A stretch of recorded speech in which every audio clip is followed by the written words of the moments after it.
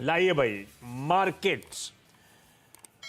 दो चीजों पे रिएक्ट करना था, दो अनसर्टेनिटीज थी। अदरवाइज तो सब समीकरण बढ़िया चल रहे थे पिछले हफ्ते। हमारे बढ़िया से जीडीपी आंकड़े, एफआईएस के फ्लोज, शॉर्ट कवरिंग सब हो रहा था भारतीय बाजारों में। एक पॉवेल साहब की कमेंट्री या कह लीजिए स्पीच आनी थी, एक फायर साइड कन्वर्सेशन था यूएस में। पॉवेल साहब मतलब यूएस के सेंट्रल बैंक के हेड। भाई वही डिसाइड करते दुनिया का मूड माहौल, उनकी ब्याज दरें डिसाइड करती हैं। उनकी कमेंट्री आनी थी और बढ़िया कमेंट्री है। पिछले हफ्ते की शुरुआत में एक एफओएमसी मेंबर थे विलियम्स, उन्होंने कहा था कि जो करना है फेड को वो कर चुका है, 2% के इन्फ्लेशन टारगेट पर लाने के लिए स्टेप्स उठा चुके हैं। मतलब बेसिकली अब यहां से और दरें बढ़ाने की छेड़छाड़ करने की जरूरत नहीं है।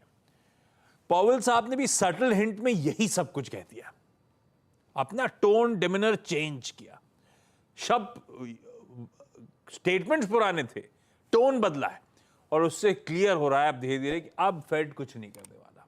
अब एक लॉन्ग पॉज की तैयारी कर लीजिए, उसके बाद शायद 2024 के subsequent second half, third quarter में जब भी दरों में कमी आना शुरू होगी।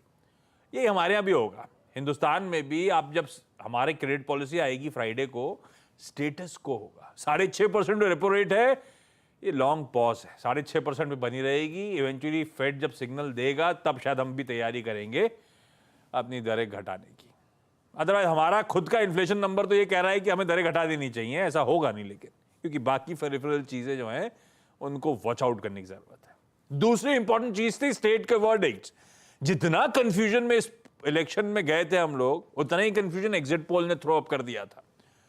पर सारे समीकरण जो बाजार मान के चल रहा था कि ये होगा वो होगा, उन सब से कहीं बेहतर आउटकम आता हुआ नजर आया। बेहतर इसलिए कि रूलिंग डिस्पेंसेशन, रूलिंग रिजीम के लिए इन फेवर वर्डिक्ट आता हुआ। हिंदी हार्ट ट्रेड में आप सब जानते हैं, इसमें क्या बताना। अब हिंदी बेल्ट में 3-0 की विक्ट्री भारतीय जनता पार्टी की, ये सब रिजॉइस करने वाली चीजें थी। इसको रिजॉइस क्यों करता है बाजार? करंट पॉलिसीज बाजार को पसंद आई थी, जो कुछ करा था, आत्मनिर्भर, मेक इन इंडिया, थ्रस्ट देना, ये सब करना, बैंक्स के हालात सुधारना, सब बाजार को पसंद आया था ओवर पीरियड ऑफ टाइम। इस वर्डिक्ट से 2024 के आम चुनाव के लिए एक बात हाईलाइट हो रही है कि आना तो वापस तीसरी बार इसी करंट सरकार को है।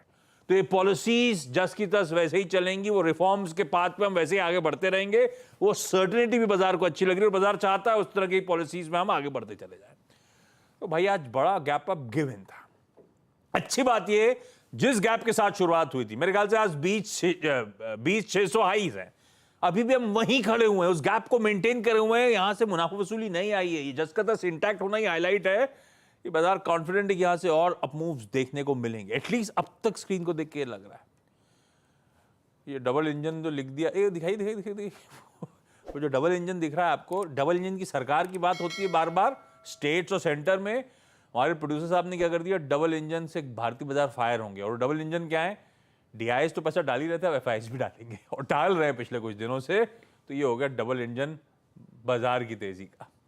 खैर, मोमेंटम स्ट्रांग, दिन के हाईज के आसपास भारतीय बाजार जस के तस बने हुए, रिकॉर्ड उच्चतम स्तरों पे कामकाज हो रहा है। बैंक निफ्टी 1100 पॉइंट ऊपर है, बस एक शेड दूर है ये भी अपने रिकॉर्ड उच्चतम स्तरों को छूने के लिए। और देखिए बातचीत करते करते अब वो और दूरी कम होती चली जा रही है। केवल 450 पॉइंट दूर निफ्टी बैंक भी अपने रिकॉर्ड उच्चतम स्तरों से।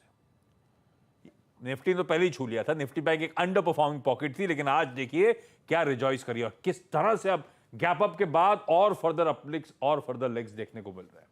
गजब के मूव्स निफ्टी बैंक में। नजर रखेंगे हम इसके रिकॉर्ड उच्चतम स्तरों पर। एक बार कंट्रीब्यूशन प्लेट दिखाइए, उसके बाद सवाल जवाब के सिलसिले की शुरुआत। टाइम नहीं है, कंट्रीब्यूशन प्लेट आएगी। कैसे बैंक्स, आज सुबह आपको याद होगा सीएनबी सेवास के मॉर्निंग पैनल ने सब बैंक्स को हाईलाइट किया था। वो देखिए आपकी स्क्रीन पर कोई HDFC bank, ICICI bank, SBI, ये सब आज के टॉप कॉल्स थे। सबसे बेहतर कंट्रीब्यूशन यहीं से आता हुआ। लार्सन एंड टूब्रो सुबह से डिस्कस हुआ इस प्लेटफॉर्म पे, यही सब स्टॉक्स हैं जो आउट परफॉर्म कर रहे हैं। खैर, सवाल जवाब के सिलसिले की शुरुआत कर रहा हूं। आज नई दिल्ली